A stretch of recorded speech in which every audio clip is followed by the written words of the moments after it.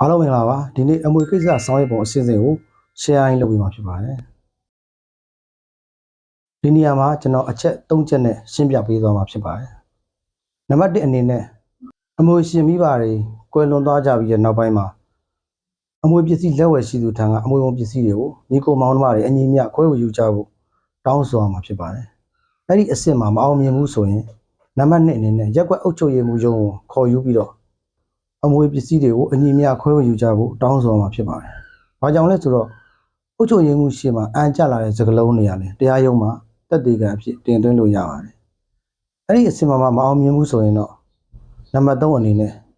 ရှေ့နေတအုပ်နဲ့တိုင်ပင်ပြီးတော့အမွေပစ္စည်းလက်ဝယ်ရှိသူထံကိုဘယ်နေ့ဘယ်ရက်နောက်ဆုံးထားပြီး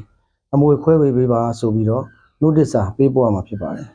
။အဲ့ဒီလို notice စာပါတတ်မှတ်ရက်မှာခွဲဝေမပေးဘူးဆိုရင်တော့အမွေပုံစီမံခန့်ခွဲပေးစီလို့မှုဆိုပြီးတော့တရားရုံးမှာအမှုဆွဲဆောင်မှာဖြစ်ပါတယ်အခုပြောတော့တာကတော့အမွေကိစ္စဆောင်ရွက်ပုံအစဉ်စဉ်ကိုအခြေခံပြောပြပေးတော့တာဖြစ်ပါတယ်